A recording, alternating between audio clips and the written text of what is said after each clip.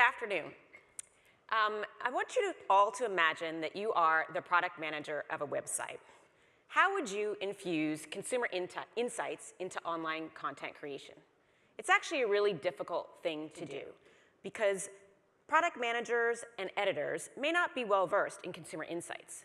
They are certainly advanced when it comes to digital analytics, meaning page views, time spent. But digital analytics only tell part of the story. To get to deeper consumer insights, you need, to get to deeper insights, you need consumer insights. That's not what I meant to say.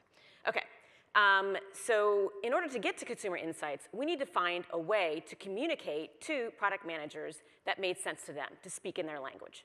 So we set to create an initiative that was not only based in rigorous research and data, but that also was easy for product managers to visualize and understand how to act on those insights, and then come back to us for more rigorous research. A three-pronged approach. First, we sought to uncover the motivations that were driving people to consume content by category. This we framed as values. Next, we sought to understand who do users want to hear from in each category? Who do they trust most? What are the voices that resonate? And third, we wanted to identify specific content requirements in each category, particularly any that are currently unfulfilled. So what are their content needs? This proved to be a really powerful framework for conveying insights to our stakeholders and is a way for them to think about how to act on these insights. So we worked with the AOL lifestyle team to do this research in three categories: food and recipes, home, and beauty and style. Recognizing the difficulty of uncovering unmet needs, we embarked on a four-pronged approach to this research, with each phase informing the next. First, we asked users to conduct 3-day content consumption diaries, and then we did in-depth interviews with them. Next, we did a marketplace overview in order to get a picture of the content landscape. So what were our competitors doing? The third phase of research was an online survey to US adults and teens where we confirmed the theories about values and voices that we had generated in the qual, and we quantified the existing consumer landscape and content landscape in terms of content needs,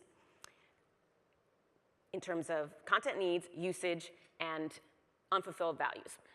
So what happened with this research? Well, we found out that there are a few key core values. Sorry, I missed that one. There are a few core values that underlie content consumption in each category. As an example, in the style and beauty category, the core values that underlie content consumption are belonging, confidence, and convenience. And if AOL's content can connect with users on these values, we can create deeper engagement. So for belonging, that means finding your community and feeling positive about yourself. So finding others that are like you. Confidence means the style profile that matches yours. So whether it's my skin type or my hair type, or for men, my facial hair preferences. And then convenience means being able to customize the content to my individual needs and also interacting with products online. So this framework of values proved to be a really productive way and a great way to look at consumer need states. And it also spoke in a language that matched the way that product managers and editors think. But values don't tell the whole story. Another key to deeper user engagement is to speak in the voices that they trust most. And we found that the voices that are trusted in a given category are directly related to the values that people the values for people in each category. So as an example, in the home category, where security is a key value that's driving people to consume content, and where time and resource expenses can be high, experts are among the most trusted voices. Whereas in the style beauty category, where I mentioned before that belonging is a key value and people are looking for others that are like them, amateurs are among the most trusted voices. So now we knew what people value and we knew the voices they trust. The next step was to find out what content could meet their value and voice requirements. So let's take a look at the food category as an example. The values driving the food category are comfort, belonging, confidence, and convenience. And we found that the content needs are directly related, again, to their values. So for example, how-to videos and user feedback can give users confidence. When we compare this to the content landscape, we found that the value of convenience is broadly served by the online food industry, but not deeply served. And there was an opportunity for AOL to develop more sophisticated tools that better serve the value of convenience. So now we knew what people value, we knew the voices they want to hear, and we knew the content that they needed to achieve these requirements. So the next step was to work with the AOL Lifestyle teams to develop and test product concepts. Let me tell you what came out of that. To date, the AOL Lifestyle team has developed, or has come up with 21 product ideas that were either already in motion and validated by the research, or new ideas that were spurred by the research.